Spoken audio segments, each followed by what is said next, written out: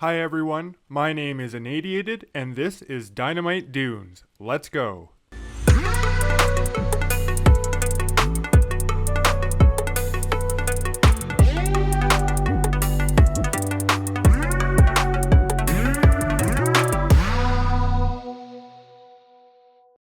Welcome everyone to episode 2 of my RollerCoaster Tycoon build series.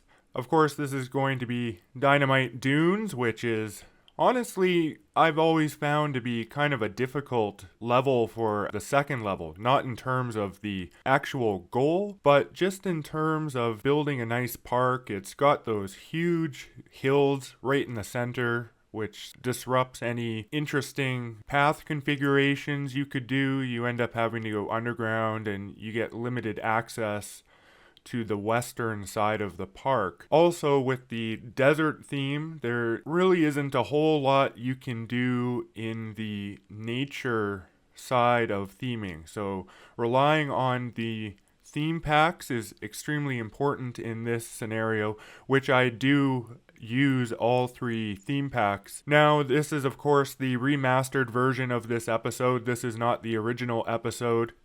If you would like to see the original, it is linked down below. In these remastered versions of the episodes, some of the objectives with remastering these is just to improve the overall quality of the voiceovers, reduce the overall runtime, as the original episodes ran at the same speed throughout the entire episode. I've decided to now vary the speed in these episodes, and I indicate the current speed in the top right corner. Now, the reason I'm doing that is so if there's a certain section of the video that you found too fast, given that I am just sort of tweaking this system and figuring out exactly how I want these different speeds to work, I try to keep the faster speeds on more repetitive tasks, such as building roller coasters or the more long-term building aspects that are somewhat more predictable, so I think they're easier to track with your eyes, whereas when I go down to scenery or land or anything that's a little bit more detailed, I'll bring it back down to 10x so you can track what's going on with the build and how I'm approaching it. I don't want to just fly by everything. I do want to demonstrate exactly how I put these things together and why I did it in the order that I did it in. Now, the first thing that I focused on really in this particular playthrough was to build a train, and I wanted to get transportation access over to the western side of the park, as that would be extremely important for making money, as getting over to the Dynamite Blaster it's sort of out of the way. It's going to be at the far end of the park. I wanted to build closer to the entrance to start, so by building a train and putting the other station of the train on the other side of the park, this creates a nice point of destination where, now that they've gotten out at the far side of the park, people will be walking back and forth between the entrance of the park and the first station and the last station, which will hopefully drive more traffic into the Dynamite Blaster. Now, once I had the food court set up and the transport system done, I was ready to move on to creating a few of my entrance flat rides. I decided to make the entrance area not really themed to any particular theme, at least on the eastern side of the entrance. The western side is sort of the entrance into Egypt. I decided to go pretty basic on the themes with an Egypt, a Rome, and a mining town theme. I didn't try to get creative with what they were or anything like that, and this was pretty early on in the build series. So here on the eastern side of the park, I just wanted to put a car ride and the haunted house, and we've got the food court there. I put the twist. I put the merry-go-round on the western side of the path there. Sort of in Egypt, but really just bordering it. It gets a little bit of Egyptian theme around it, but I would still say it's part of the entrance area and not part of Egypt, as you haven't crossed one of the signs into the themed areas yet, this is one of the few parks I used actual signage to sort of mark everything. Though I might, when I redo the park here, and just sort of go over them once for RCT Go, which again, this park is available for download from RCT Go. But when I go through all the various parks, I might go through and just sign up things a bit, just to give things a few more labels and make things more interesting that way. This park differs from Forest Frontiers in quite a number of ways. Of course, there's no double path in this one, as there is quite a bit more space, and given that the starting position and your initial ride, the Dynamite Blaster, are so far away, that does give you a large amount of space and pathway for people to walk on. So I didn't feel that a double path was needed in this one like it is in Forest Frontiers. That also, of course, gives you a little bit more space to play with things and do your scenery around the path, not having a massive path there. Though I do like the look of the double paths, given that main paths and theme parks are usually quite wide. So in games where I can try to do those types of paths, I probably will. But given that RollerCoaster Tycoon and RollerCoaster Tycoon 1 in particular has very bad AI pathing issues, it's best just to keep down to the single path. Now in RollerCoaster Tycoon 2, you can do the double paths, and the AI is a lot smarter about how to navigate those. However, they don't treat it as a wide path. They actually just ignore the other ones and reduce it to a single path that actually connects the network. So you get the visual effect, but you don't really get the visual effect when it comes to how the people are. They just sort of don't go on those paths. I wasn't really sure what to do theme-wise around the twist, so I just threw some tropical trees. Tropical trees in this game are by far my favorite set of trees. It's just a shame that the places that you can really use them with great effect are so limited. But as for the look of the trees, I love tropical trees. So in the remastered footage portion of this, as much like Forest Frontiers, I did go back and make a number of adjustments, including the addition of an entirely new roller coaster. I felt the back area was really lacking. So in this one, I added a whole new roller coaster over the original version of the video. But I did do a whole bunch of other adjustments as well. There's some scenery adjustments. I extended the Egyptian Sun roller coaster, which we haven't built yet. But there is a large amount of new content in this video versus the original episode 2. The reason that I put a giant building over the Dynamite Blaster was really just to create a nice bridge for the train, as I find in this game having those huge sort of paths or trains or really anything that uses the wooden structure aside from a wooden roller coaster, even though the wooden coaster does look a bit better high up off the ground, I do find that it's not always the best looking because of the occlusion. So placement of the wooden roller coaster to get the desired effect is usually where I get hung up, and it's why I don't build a whole lot of those, as I do find that the places that they look good are not as forthcoming sometimes. I do build one in this one though. But getting back to the point I was making, the structures on a lot of the different rides really look a lot better, I find, with having some sort of like supporting terrain or supporting building or something that gives it like a structured look. The train over the path entering into the mining town area is a good example there, where both sides have sort of land supporting it and then the train goes over, and I think in those scenarios it looks really good. Now of course the car ride has like the steel pole style, so I'm a little bit more forgiving on putting large winding paths up above the ground. But with stuff like the train or even walking paths and things like that, I do find that having it sort of structured with the terrain and some sort of supporting architecture really helps to sell the concept is you wouldn't just build like large winding paths over everything. It could get really expensive. And so with that building that's sitting over the dynamite blaster that the train sort of goes into, I didn't want to have like a huge winding path coming from the station all the way over to the large sort of hill of the Egyptian area. So instead, to sort of bridge the gap, I created that building, and then that gives the train sort of a bridge to a destination point, and then it goes through the building, and then it has another bridge to a destination point, and I think it just makes it look a lot better structure-wise. But other than that, there isn't really any reason to put that there, and it was a late decision. And as you can see, the train sort of circles around, goes into it, the dynamite blaster goes under the train. But if that building wasn't there, that train would look really ugly. At least that's my opinion. I mean, maybe not everybody thinks that way, but that's my opinion at least, that those sort of structures and stuff sitting over there just wouldn't look that good. And so with the building, it just gives it a little bit more structure, and I find helps to sell the idea. Now, I did raise a whole bunch of the land and things for the train, and that was because, of course, trains don't run on bridges and trusses. Usually, like, if you can have a train sitting on the ground, that's usually preferable than having it in the air.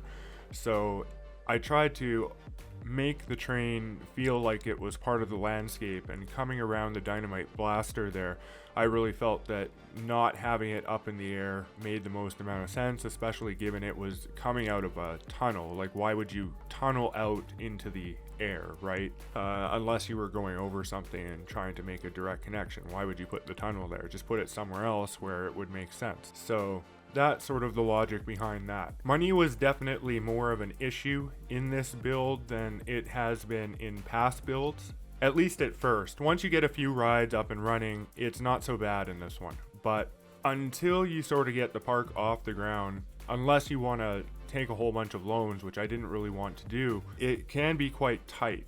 And especially with pursuing the train first. The train was very expensive, so it drained my bank account right off the bat.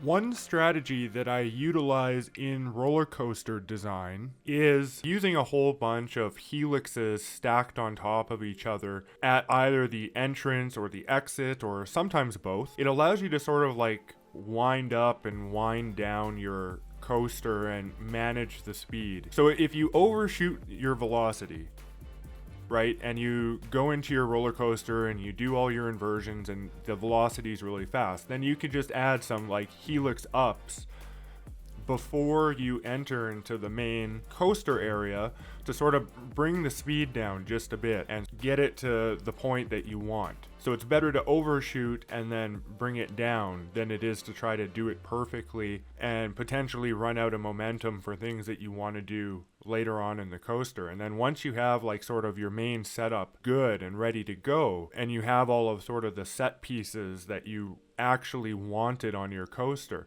now you can start like reducing and playing with those wound helixes that you have at the start or the end of the coaster, or both. Like I said, you could do it on both so that you can vary the speed either at the end or the beginning. And by doing that, it really allows you a lot more freedom to play with your coaster designs and to get the desired effect that you were looking for, and then fix it after the fact. Because once you have like the speed down, now you can remove those helix sections and replace just those sections with something a little bit more elaborate, now that you have an idea of what the momentum is going to be like going through that area and what you need to complete your coaster. This style of building is one that I do often use to sort of gauge the amount of momentum and speed. So that's just a little tip. I use it a lot throughout this series when I'm trying to make coasters that I want to govern the speed quite specifically.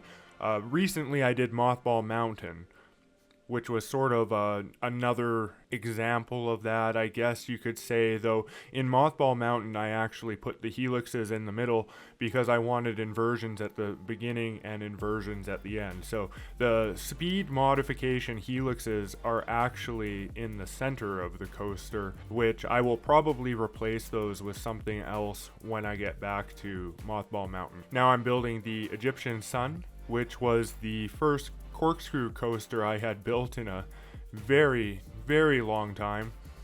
And this first design was not great. I reworked this significantly in the remastered footage. So what I end up with here early on is not the final form. I do come back to this later on in the video and make it quite a bit larger. I do keep all of the existing inversions, but I add a few more as well. Now, there is going to be new content coming as well. I'm not just going to spend the next year revamping the early episodes. However, I do feel that getting the first 3 out of the way is really important. First of all, just to make them available for download. They've been, everybody's seen those episodes already. So I really want to just get those on the internet and let people start playing with those parks as soon as possible. I don't want to release them early though. I want to have the accompanying episode and all the footage shot and everything. Like I don't want to just rush it, right? So all of the remastered episodes will of course come with an accompanying download. And I just want to get the first 3 out of the way here, and this is number 2. But there is new stuff that I'm working on as well, which will follow the same format that I'm using for this remastered footage. So that's another reason why I really want to focus on these a little bit first, is sort of so I can really hone this template, figure out what's working, what isn't working, sort of do the same thing that I did with year 1 videos, but smaller tweaks. And it's about more precision, more accuracy, more efficiency this year as it is opposed to like discovering identity. Now, you might have noticed that there's been a lot of changes to the channel over the last couple months or so, which were kind of inspired by a comment. It's been funny. My friend that I know, he made a comment one time that I was kind of like the Bob Ross of RollerCoaster Tycoon, and I just sort of like waved it off, and I was like, yeah, that's funny, okay, and just went about my business. And then someone else made the same comment in my comments, Nito the Quito, I think that's how you would say that. And it's like, okay, that's a little bit of a coincidence. So, maybe I'll just sort of run with that. And if you've noticed, I've renamed the series to Pro RollerCoaster Tycoon. And that's more or less just so I can differentiate it from the older episodes, because I was looking at the screen of my page and it was like, oh, Forest Frontiers and then Forest Frontiers. And like, yeah, I changed the font of the episode number. But aside from that, there really wasn't a big difference. And the screenshot's different, though you wouldn't know it because it's at the same angle. So unless you look really closely and notice that there's a roller coaster car and a monorail car and stuff like that in one and not the other, you're going to probably think they're the same thing. So I decided to call it Pro. And the reason I went with Pro is because I think the episodes probably live up to that name. And I didn't want to do something all YouTube-y and ridiculous and put like weird faces on my covers or something like that. I don't know. That's just not my style. I find that kind of YouTube gimmick stuff really annoying. I know it hurts my viewership as a result of that because I don't do any of that stuff. But, that's not going to change the fact that I'm not doing any of that stuff. You're never going to see me making some ridiculous face or putting a giant arrow on any of my title screens or anything like that. The closest I'm going to get to that is renaming my series from Innadiated Plays RollerCoaster Tycoon Deluxe to Innadiated's Pro RollerCoaster Tycoon Deluxe. And I hope that'll be enough. Anyway, getting back to the build, we're now into Rome, which this is by far one of the my favorite things that I've built in the series so far is Rome. I love Rome. Sometimes I load this level up and I just look at it because I'm like, ooh, that's so cool, and I'm really excited for another map where I can do something kind of similar. Now, I was sort of planning something like that in Evergreen Gardens, but ultimately I felt that Evergreen Gardens was just too close to, like, you had just seen it basically 3 episodes earlier, and I really wanted to vary what I was doing. So maybe when I get to Loopy Landscapes or Mega Park, maybe I'll do something like that again. But it is really one of my favorite absolute scenes I've made in this game so far. There just really isn't a whole lot more that I could say about it. With the dual log flumes that kind of race down, though one always wins because of the S-bend. But aside from that, they're almost side by side, which I think actually gives it a more interesting look where it's one then the other, as opposed to having them both go down at perfectly the exact same time. In this map for transportation rides, in Force Frontiers, I had discussed that transportation rides are extremely important. In this one, I decided to actually use all 3 transportation rides. And the way that I did it was I used the train to connect Egypt and Minetown. I used the chairlift to connect Egypt and Rome. And I used the monorail to connect Rome and Minetown. And so each different area had 2 transport ride connections that you could take to either of the other themes. And I think this really helped to get people around the park in this one. It does mean that a lot of people are sitting in line for transport rides, which in the end, I actually find that the park is pretty sparse for a number of rides and the amount of area. There just isn't a whole lot of people in the park, given that I used every ride that I had. Now, I could have built like more roller coasters and stuff, but I'm really trying to avoid the spaghetti roller coaster style of building. I want to have everything have a nice theme, have its own area. I don't want to overlap a whole bunch of stuff. I do want interactions, but I don't want to have like a roller coaster sitting on top of a roller coaster sitting on top of a roller coaster. Like, you just don't see those types of things in real theme park. And I would say it's its own style of building. And I'm not saying that I don't like building that way. There's lots of times where I played RollerCoaster Tycoon and it's about fitting in as many roller coasters as possible, because that is a really interesting way to play the game, just to see how many things you can get sort of racing around each other. But for this playthrough, I will not be doing that. Now, maybe I'll do some like bonus parks or something in the future. I mean, one of the great things about RollerCoaster Tycoon and simulation games is I have infinite content I can make.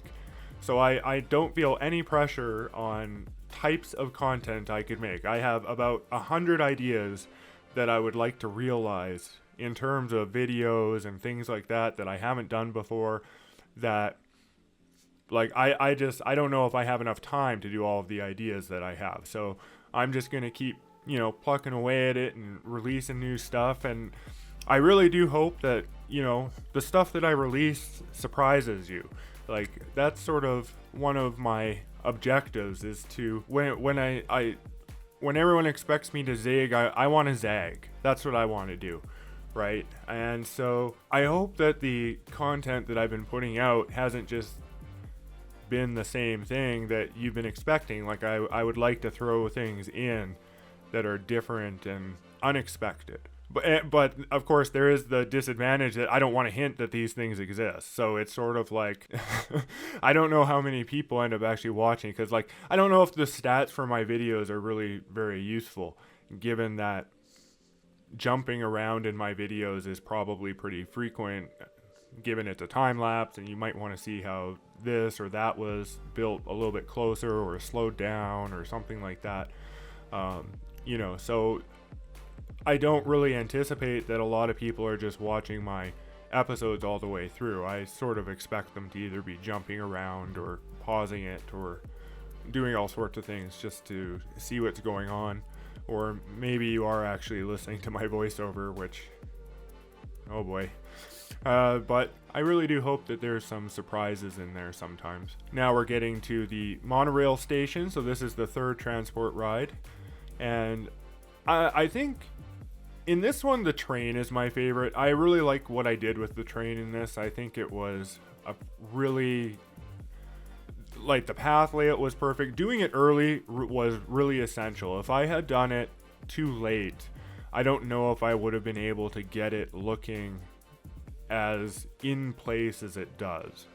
It might be a little bit more windy or, going up and down over things. I wanted to give it a lot of space, as usually train tracks and stuff have a lot of space around them. You don't have things just piled up right next to them. The whole idea of the Rome area was that the logs and the log flume, rather, I guess I should say, was like an aqueduct system in the Roman city. And the aqueduct system would bring the water there at the bottom up to the top of the city and sort of like water the gardens that are at the back of the city. And then in the remastered footage, I actually go further than the gardens, and I put a few more houses and the roller coaster at the back of the city and stuff like that. So I made Rome quite a bit bigger. In fact, the majority of the work that I do in the remastered footage is additions to Rome. Rome was extremely expensive to build due to all of the land work and landscaping and the theming. Probably the most expensive area in this particular map. Wasn't sure what to do with those Colosseums, so I just put a whole bunch of them. It's a big Roman city. Lots of Colosseums. A lot of angry peasants need something to do. So this is the garden area here that, like, the aqueduct system is watering. Well, that's preparation for it. There's a lot of land purchases and land modifications. The 3D cinema in Rome, I thought, was also a pretty neat addition, with it sort of sitting up on the hill. Like, when you'd walk into the park, if you can imagine, it would be sort of like right up to the right of the monorail station. So you'd see like a long path, Egypt on your right, sort of a haunted house thing, the monorail station right ahead of you, and then you would have the big 3D cinema orb thing sitting up to the top right.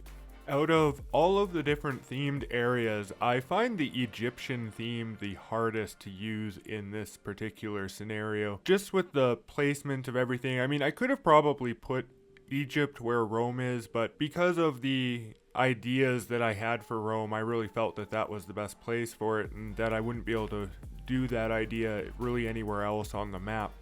But the Egypt area I really found a struggle thematically, and it wasn't really until the remastered footage that I kind of came in and touched it up and added a bit more Egyptian scenery to it and a bit more flair, I guess you could say, as it really was like the most bare bones of the different themed areas I found, whereas the Mine Town and Rome had tons of detail.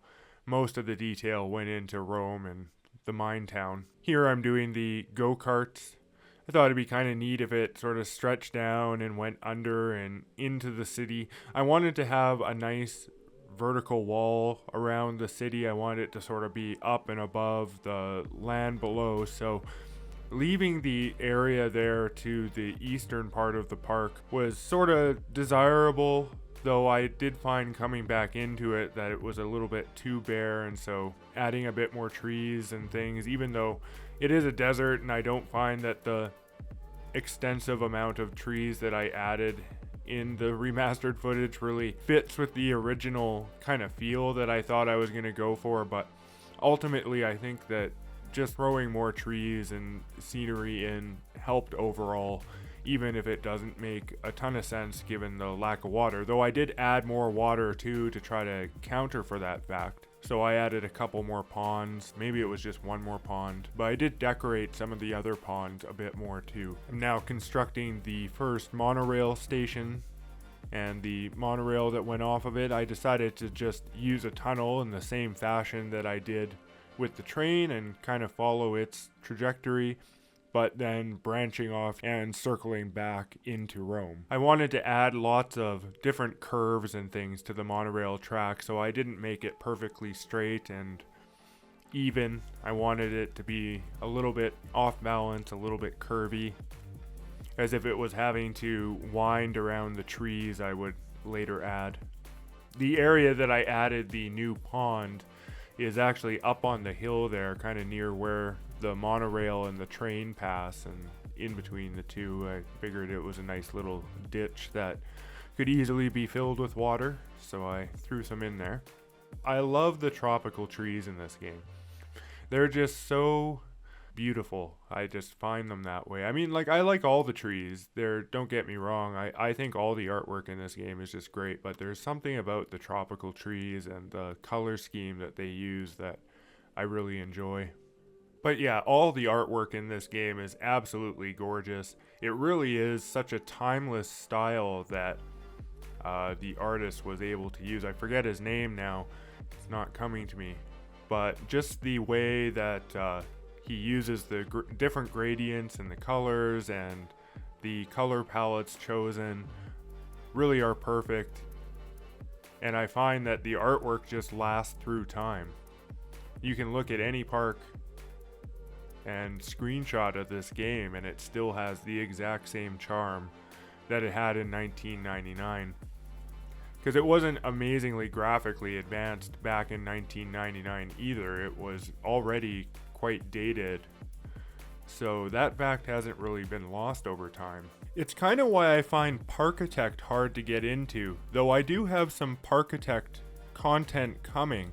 But the low poly 3D art style I just don't find as charming as the RollerCoaster Tycoon art style. The sprites in RollerCoaster Tycoon just have a really something special to them. Now, I'm sure you just saw that there's some missing footage there. This is unfortunately the only playthrough where I ended up having a fatal crash that resulted in some missing footage. Now, I only missed about 10 minutes or so, and in that time I created a whole roller coaster, believe it or not, but it's just a single rail roller coaster. You can see it there in the bottom of the screen. So unfortunately that footage is missing, and I did a little bit of scenery and stuff like that, but you know, it is what it is. It was missing in the original one too, and yeah, I don't have it at all. It's gone.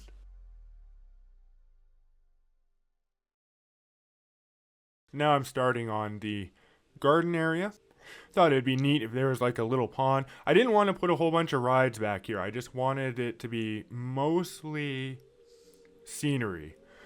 I did want to have one ride though that would be sort of the centerpiece of the scenery, and for that one I chose the Gravitron, which, due to the ongoing campaign to rename a lot of these rides, there was a suggestion that this ride is renamed to Caesar's Salad. That suggestion was made by Duffalo with a 1 in it. Yeah, Duffalo has suggested I rename the Gravitron to Caesar's Salad, and that's what I did. So it is now named Caesar's Salad. And as the fact that I have been renaming these rides, I've only put it into a few videos and posts and stuff like that. So just so you know, all future parks, all the remastered parks, the same thing goes for that. The rides can be renamed. The only rules are that pre-existing rides in the park cannot be renamed, so rides that already have a name cannot be renamed. Now, if a pre-existing ride is Roller Coaster 1 or something like that, which is the case in a few scenarios, then it can be renamed. But if it has a pre-existing name, it cannot be renamed. And that goes for if it in either the American or the UK one. So if it doesn't have a name in the American one, but it does in the UK one, then it can't be renamed because I will use the name in the UK one. If it doesn't have a name at all in either of them, then it can be renamed.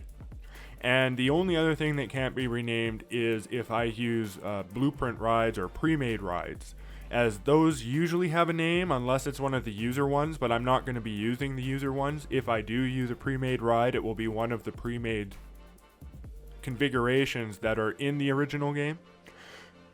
And I won't reuse that with the exception of the shuttle loop. I've made multiple shuttle loops, and it's because the shuttle loop is the shuttle loop. I consider it more of a flat ride than a roller coaster. But aside from that, if it's a large roller coaster configuration, if I've used the pre-made, I will never use that pre-made again. So if there's only the one pre-made for a ride, then I will build custom rides after that. And so far I've stuck to that rule. There has been no duplicate for pre-mades throughout the whole series. So with that said, any custom ride can be renamed, any flat ride can be renamed, everything can be renamed except stuff that has existing names already in the game. That's the long and the short of it.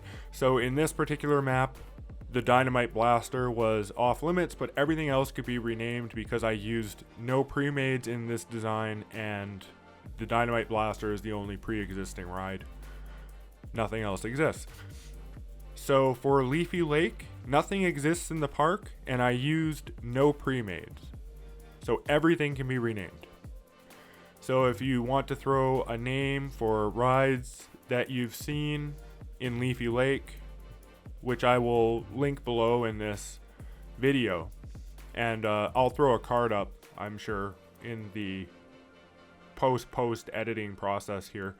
So if you see a card, you can go there for Leafy Lake. But if you'd like to rename one of the rides in Leafy Lake, feel free to throw a comment on this video or Leafy Lake video, or really any video, because I'll see the comment anyway. Just let me know that you want to rename a ride in Leafy Lake and which one it is, and you need to do it before I release the remastered Leafy Lake, which I don't know when that'll be, so get on it. As I had mentioned earlier, we do get to a wooden roller coaster in this one, and it's a fairly large design in the end, but I waited until the very end. So sort of the opposite philosophy of the roller coaster, or not the roller coaster, the train.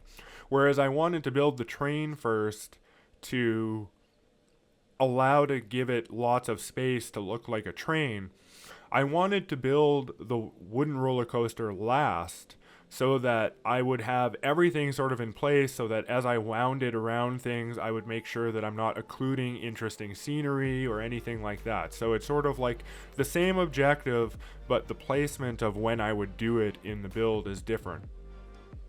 And it's because of the occlusion of the supports for this. I want the wooden roller coaster off the ground. I want the train on the ground. And the train has different requirements for scenery. Like the wooden roller coaster doesn't really need scenery because it's off the ground. You can't see it. Now, of course, if I was playing RollerCoaster Tycoon 2, I would be doing a lot more with the buildings and the ability to use shift to vary the height of scenery and things like that. In this version of the game, you cannot do that, which is something that I find a lot more challenging in this version of the game, and why I started with this one was because instead of playing these scenarios in OpenRCT2 or something like that, I think the decision-making process in this game is slightly different just due to the differences and the lack of the quality of life improvements of RCT2. And one of the big ones is not being able to set height. This changes a lot of things. Like, for instance, you want to build a flat ride. Well, in RCT2, you can just, set the height of that flat ride to be whatever you want, right? And then build a building around it or do whatever you want. In this one, you have to actually, raise the land, at least one tile of land, to give you your base if you want to have it up in the air, and then lower the land. And, so because of these different things, and then that's expensive in comparison to the RCT2 way. So if you want to actually have stuff that's sitting off the ground, there's a good example with the swingy ship. You have to actually spend money to get it off the ground, whereas in RCT2 you don't. And that's a big change, especially when you get into some of the later scenarios where you don't have a whole lot of flat ground to work on. In this game, you sort of have to deal with what you've gotten. Whereas in RCT2, you could just raise everything up above and just build everything on a flat plane that's completely up above the ground if you really wanted to.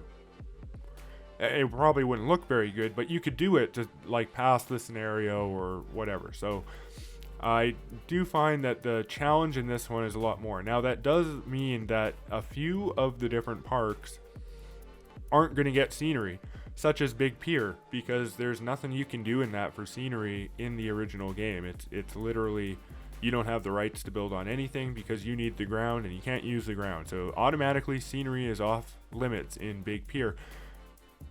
So I don't know what I'm going to do for that one yet. I still don't know. I'll probably just do the scenario and then move on.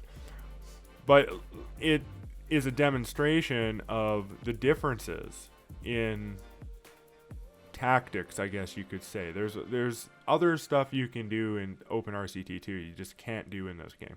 Alright, so getting back to the build here, we're pretty much coming up on the end of the original footage. I finished up the original park with a swinging ship and the space rings.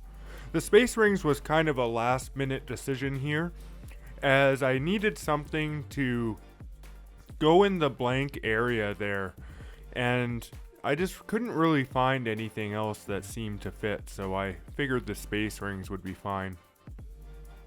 And I actually ended up really liking the end result of that.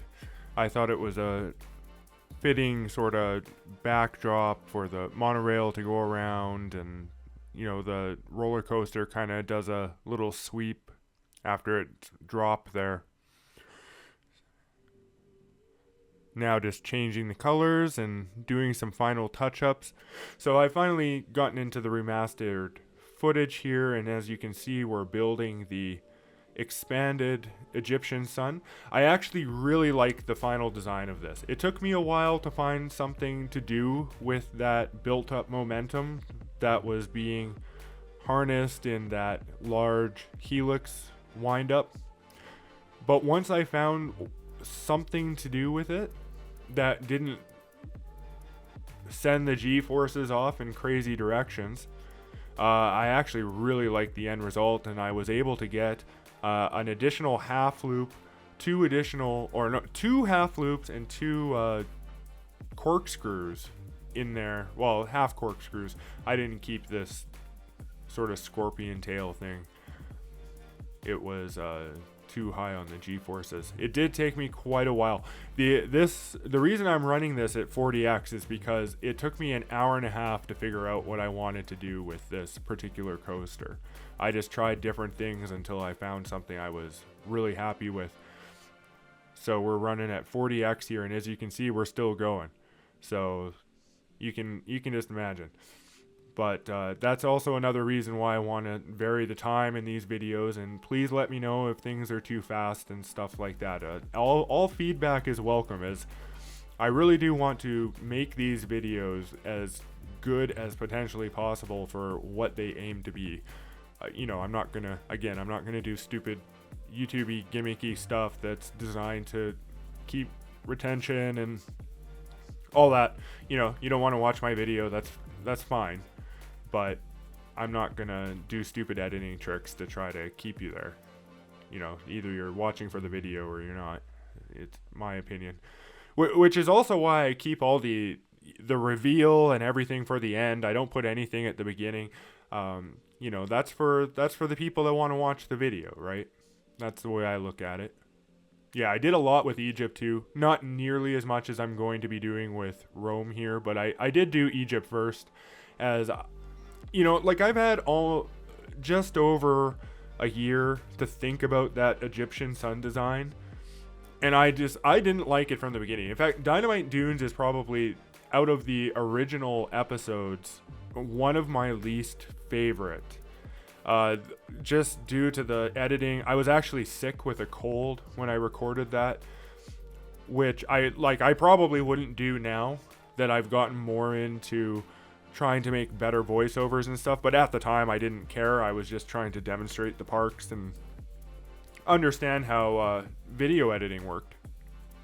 So I didn't care so much about if I was sick recording the voiceover. Obviously I cut out when I was like trying to like cough a bunch, although I missed a lot of those as well, and clearing my throat and things like that. So yeah, it's one of my least favorite videos. But then on top of that, I wasn't too happy with Egyptian Sun.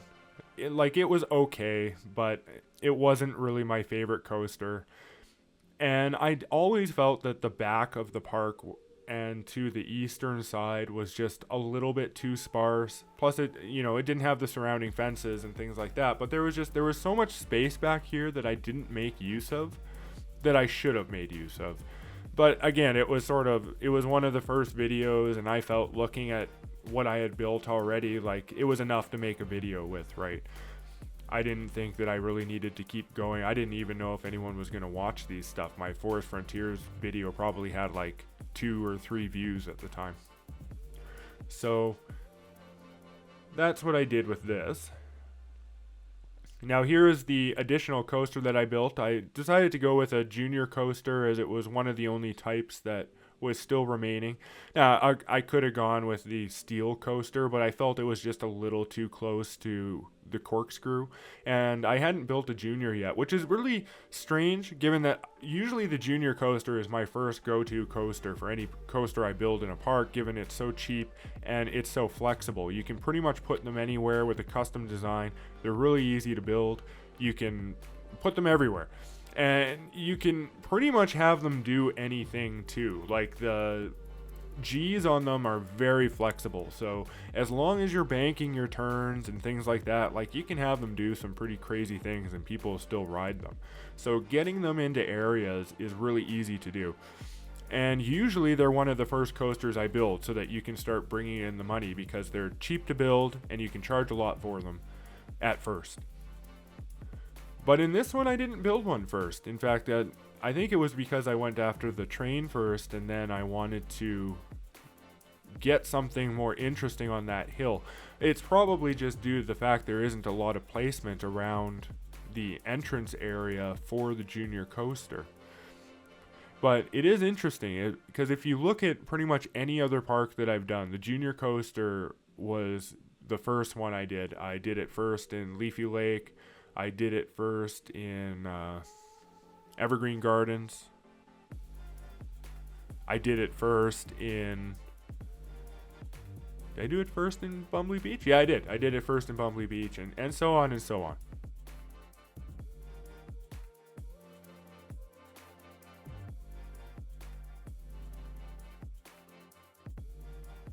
So we're now approaching the end of the time-lapse portion of this video.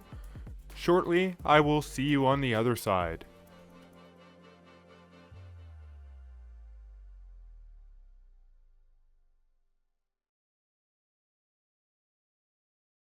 That is Dynamite Dunes. It's a challenging map thematically, but it can be done, and if it's done with precision and with patience, it can end up looking quite nice despite the desert and sparse starting position. So I hope you've enjoyed this build, and here's the end result.